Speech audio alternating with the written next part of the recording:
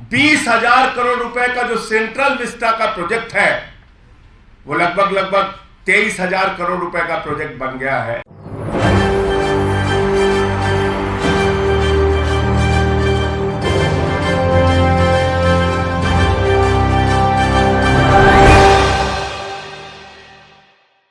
नमस्कार, SPN 9 news देख रहे हैं आप। आपके साथ मैं हूं मानसी जायसवाल।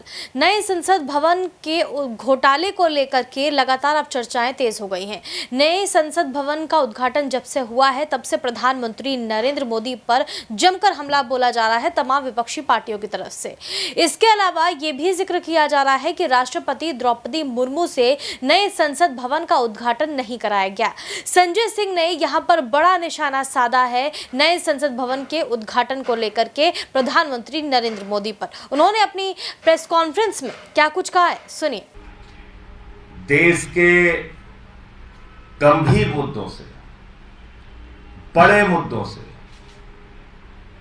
पुलवामा जैसे मुद्दों से, अडानी के महाघोटाले जैसे मुद्दों से ध्यान हटाने के लिए कल से दिल्ली के मुख्यमंत्री अरविंद केजरीवाल के घर को लेकर चर्चा की जा रही है। पहली बात तो मैं आपको ये बता दूं कि ये घर जो दिल्ली के मुख्यमंत्री का बना था वो 80 साल पुराना 1942 में बना हुआ घर था। दूसरी बात, एक नहीं 3 घटना हुई उस घर के अंदर। एक में मुख्यमंत्री के माता पिता जिस कमरे में रह रहे थे उसकी छत गिर गई। दूसरी घटना में मुख्यमंत्री जिस कमरे में रह रहे थे उसकी छत गिरी। तीसरी घटना में मुख्यमंत्री जहां पर लोगों से मिलते हैं उसकी छत गिर गई। उसके बाद पीडब्ल्यूडी विभाग ने यह सजेस्ट किया कि भाई इस घर को तोड़ के नया घर बनाने की आवश्यकता है, और वो घर बनाया गया। 30 करोड़ की लागत से वो घर बनाया गया जिसको लेके कल से चर्चा हो रही है। दिल्ली के लाट साहब LG, उनके घर की मरम्मत में, मात्र मरम्मत में, नया घर बनाने की बात मैं नहीं कर रहा हूं, मात्र मरम्मत में 15 करोड़ रुपए खर्च होते हैं। गुजरात के मुख्यमंत्री विजय रूपानी, उनका उड़न खटोला खरीदने में 191 करोड़ रुपए खर्च होते हैं। मध्य प्रदेश के मुख्यमंत्री शिवराज सिंह, उनका उड़न खटोला खरीदने में, उनका हवाई जहाज खरीदने में 65 करोड़ रुपए खर्च होते हैं। देश के शहंशाह आलम भारत के प्रधानमंत्री आदरणीय नरेंद्र मोदी जी, जो कहते हैं मैं तो एक फकीर हूं, सिर्फ झोला लेके कहीं भी चल देता हूं, वो फकीर, उनका घर बन रहा है 500 करोड़ रुपए में, 500 करोड़ रुपए में। और शहंशाह आलम अगले घर में जहां जाएंगे, शहंशाह आलम जिन 500 करोड़ रुपए के घर में जाएंगे भारत के प्रधानमंत्री आदरणीय नरेंद्र मोदी जी, उसके पहले उन्होंने कहा कि हमारे घर को थोड़ा ठीक ठाक करो। तो उस घर को ठीक ठाक करने, मात्र ठीक ठाक करने में 90 करोड़ रुपए खर्च हुए। 20,000 करोड़ रुपए का जो सेंट्रल विस्टा का प्रोजेक्ट है वो लगभग 23,000 करोड़ रुपए का प्रोजेक्ट बन गया है। उस प्रोजेक्ट में आदरणीय प्रधानमंत्री जी का घर 500 करोड़ रुपए में बन रहा है, और उस घर में जाएंगे उससे पहले मौजूदा घर में 90 करोड़ रुपए खाली उसके रिनोवेशन में खर्च किया जाता है। भारत के हमारे फकीर प्रधानमंत्री, गरीब प्रधानमंत्री 10 लाख रुपए का सूट पहनते हैं, 1,25,000 रुपए की पेन इस्तेमाल करते हैं। भारत के फकीर प्रधानमंत्री 1,60,000 रुपए का चश्मा इस्तेमाल करते हैं। और ये भारत के प्रधानमंत्री आदरणीय नरेंद्र मोदी जी, इनके काफिले में जो कार चलती है वो कार है 12 करोड़ रुपए की, 12 करोड़ रुपए की कार। 12 करोड़ रुपए की कार उनके काफिले में चलती है, एक नहीं कई कारें 12-12 करोड़ की।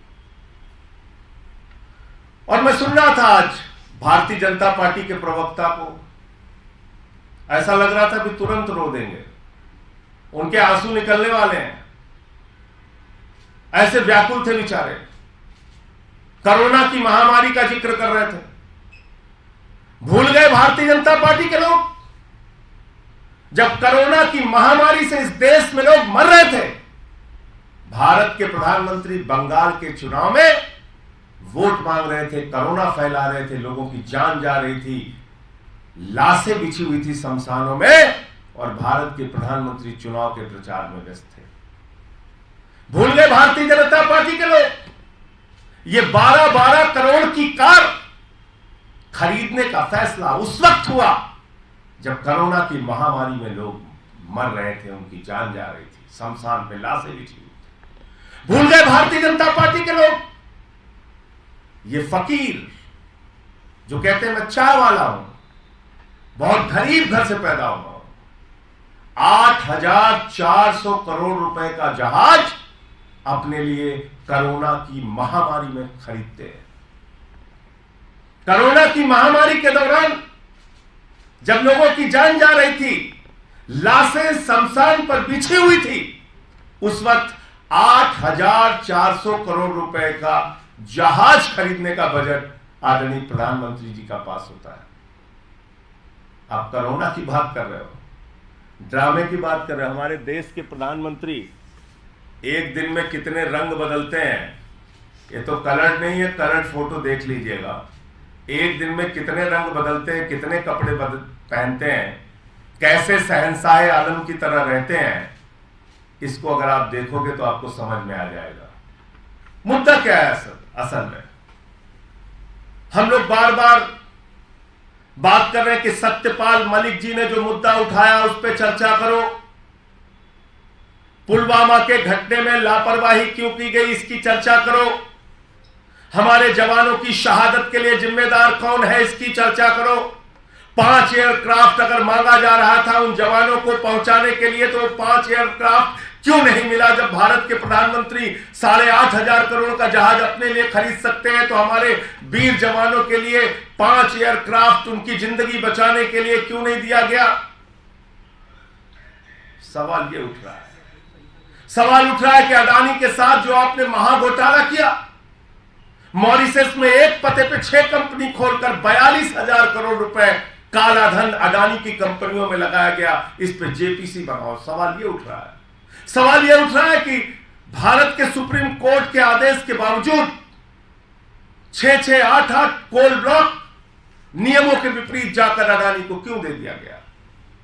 भारत सरकार के कानून के खिलाफ अडानी को कोयला की खदानें क्यों दे दी गई? सवाल यह उठ रहा है कि एयरपोर्ट कैसे दे दिया गया, सीपोर्ट कैसे दे दिया गया, तमाम सारी संपत्तियां एक ही व्यक्ति के नाम नीलाम कैसे की जा रही हैं,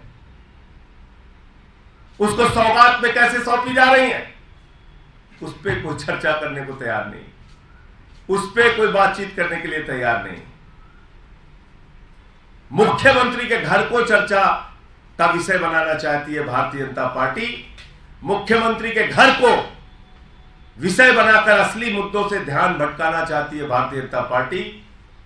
और आज मैं भाजपा के प्रवक्ता संबित पात्रा को सुन रहा था, अगर तुम में जरा भी नैतिक साहस है तो पूरे देश से अपने प्रधानमंत्री जी को बोलिए कि तो सुना आपने किस तरीके से नए संसद भवन के घोटाले को लेकर यहां पर बड़ा आरोप लगाते हुए नजर आए संजय सिंह। तो क्या वाकई भारतीय जनता पार्टी जो है अब संजय सिंह के बयानों का जवाब देगी? क्या उन पर पलटवार करती हुई नजर आएगी? आप इन सभी मामलों पर क्या सोचते हैं, हमें कमेंट करके जरूर बताएं।